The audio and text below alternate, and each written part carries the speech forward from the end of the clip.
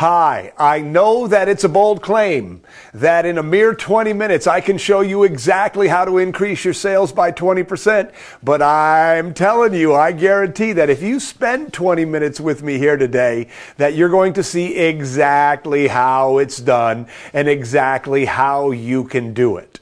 So the very first thing I'd like you to do to put some sort of emotional importance on this thing is I'd like you to think of your average sale right now. Write that number down. And then take 20% of that number and find a new number. So if your average sale right now is $20, $24 is going to be your new average sale. If it's 50, 60 is going to be your new number. And I want you to sort of think about that number as we go. And because what I'm going to share with you today is how to build your average sale. Think about this for a moment. If you increase your average ticket, and I'm going to assume you keep the amount of foot traffic you have the same, if you increase your average sale by 20%, your annual sales are going to be up by 20%.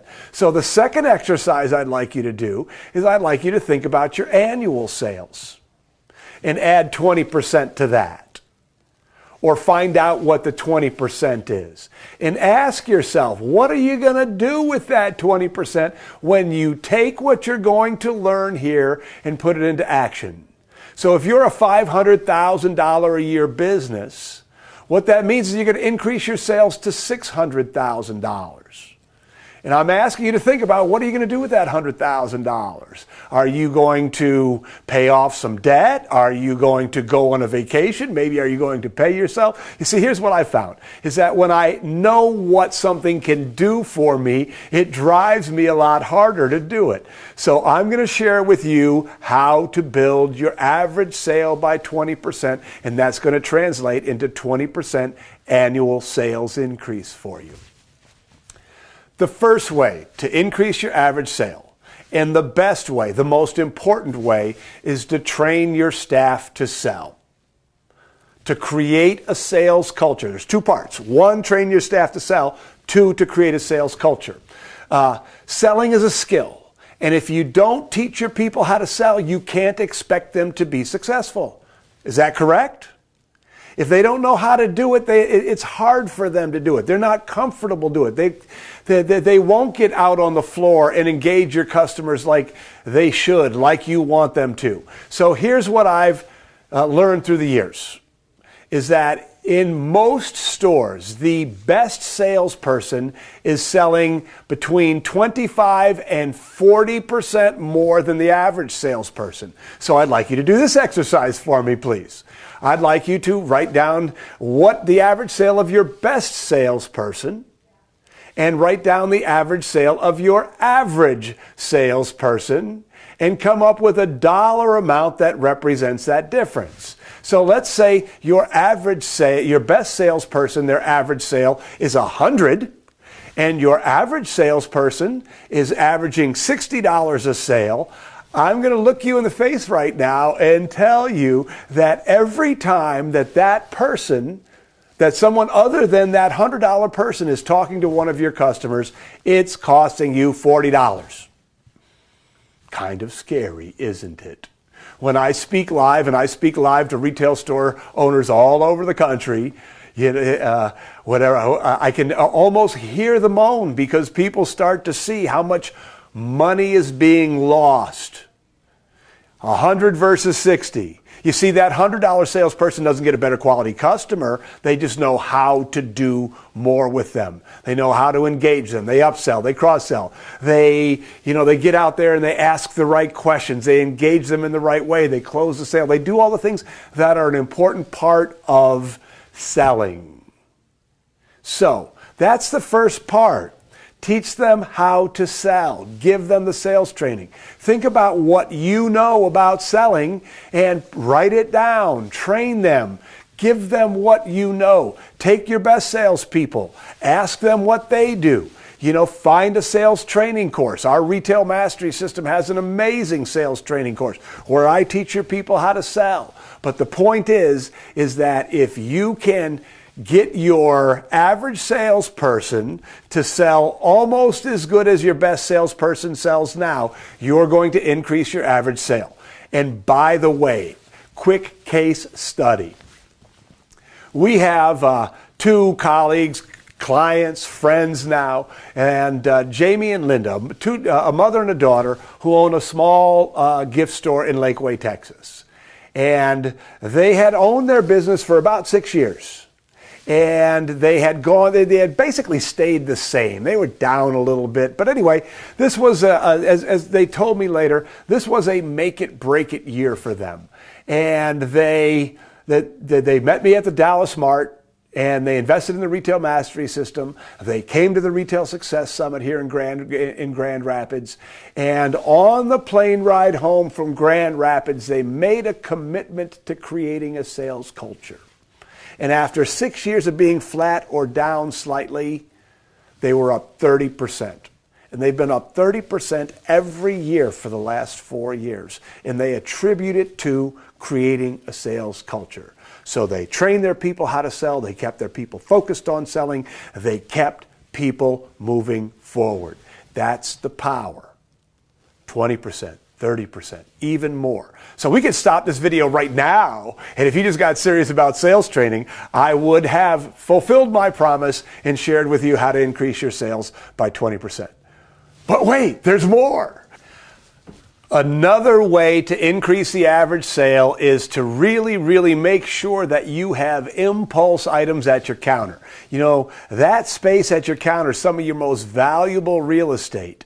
So I learned this lesson from my little friend, the whistling balloon helicopter.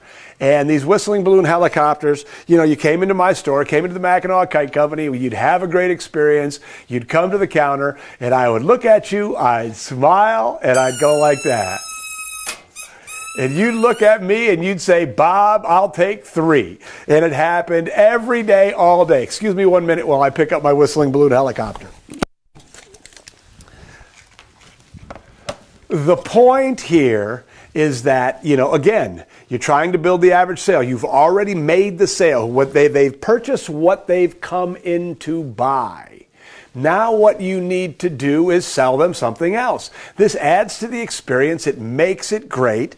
And, you know, again, I was probably adding on average 1 whistling balloon helicopter per sale. In those days, our average sale was $30. So I was averaging an extra, these sold for $1.99. So I was putting $1 onto every $30 sale.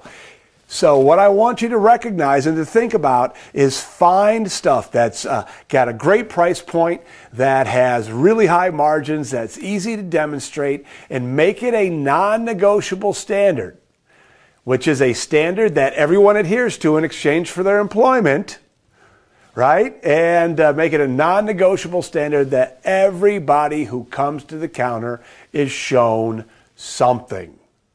So find that easy to demonstrate thing and just make it part of the way your staff thinks and part of the habits, the sales habit that they get into. So we've got 3 ways so far. We've got training your staff to sell. We've got adding on. We've got point of purchase, impulse items, which I just talked about. Then there's bundling. You know, so at the Mackinac Kite Company, for years, the most popular kite in our store was a 6-foot Delta. A 6-foot Delta flew in the widest range of wind speeds. It was the most stable flying kite. It was the best kite for a family. You know, I mean, we just sold those 6-foot Deltas, you know, day in, day out. You know, they just flew out the door. It was the right kite for most people on vacation. Well, the problem was it took a long time to sell a 6-foot Delta, because first we'd talk about, do you want 1,000 feet of string, line we called it, or 500 feet of line? 1,000, of course, is better, and it costs more. So we like to sell 1,000. Do you want a wood spool or plastic spool? Wood spools looked nicer, they lasted longer, they were more expensive. So of course we like to sell a wood spool. Do you want a tail with that? Tails made the kite look better, and it made the kite more stable, and it added on to the sale. So we like to sell we like to sell tails with our 6-foot Deltas. And then one day we got smart, and we created the Summer Super Special. And the summer super special was the 6-foot Delta with a wooden spool, with 1,000 feet of line, with a tail, everything all bundled up. And it cost $29.99. It made it easy for us to sell. It made it easy for people to buy. They got the best quality stuff. There were less decisions. It was just better. Now, quick word on bundles. You do not have to put a deep discount with a bundle. I think people saved 40 cents when they bought the summer super special. The value comes from the bundle. So ask yourself, look around and say, what in my store can I bundle? You know, bundling is everywhere. You should use it too. By the way, quick question. Who's the best bundler around? My answer is McDonald's. You think about it. McDonald's used to be famous for their add-on question. Would you like fries with that? Now what they've done is they've created a bundle, which is the value meals. Now they add on to the bundle by asking if you'd like to supersize it. There's a lesson in there. Think about that for a little while. Ask yourself, how can you use that concept in your store to give your customers better service and to increase the average sale? Another way to increase the average sale is to sell more expensive goods. A lot of people feel uncomfortable selling high-priced merchandise. And if that's you or if that's somebody on your team, this is a sales training issue, isn't it? So I'm going to suggest that you approach this two ways. A, you bring in more expensive merchandise because there's always some people who want the most expensive stuff. And if they want the most expensive stuff, for crying out loud, have it for them. And the other, so that's one part of it. Have it to sell. The other part of it, and this goes back to sales training, is a lot of people are uncomfortable selling higher priced goods because perhaps they can't afford those higher priced goods themselves. And I was guilty of this for a long time myself. You know, I couldn't imagine selling a $500 kite because I couldn't afford a $500 kite myself. So I never had those expensive kites for people who were a lot more affluent than me to buy. So I call it selling out of your pocket. And you'll find this a lot, that you'll actually see people on your staff recommending lower priced goods. That's pretty good. That's really nice. But, you know, this is almost as good and it's a lot cheaper. If you catch people doing that, what it says to me and what it should say to you is that there are some sales training that needs to go on, because a lot of people do like to buy higher price goods. A lot of people do appreciate the quality that comes from more expensive merchandise. So have it. And make sure that you and everyone on your team are comfortable selling it, that they understand the value that's coming with it, and that the people who appreciate that value should be matched up. And the final way to increase the average sale, and this is my favorite, by the way, is to raise your prices. Now, I know some of you are going, oh no, I can't raise my prices. And I'm looking at you and telling you that you can. I learned this lesson from my little friend, the whistling balloon helicopter. You see, when I started in business, I used to price based on cost. And in the early 80s, I started the Mackinac Kite Company in 1981. It was Keystone. So I bought these for 65 cents and I sold them for $1.29.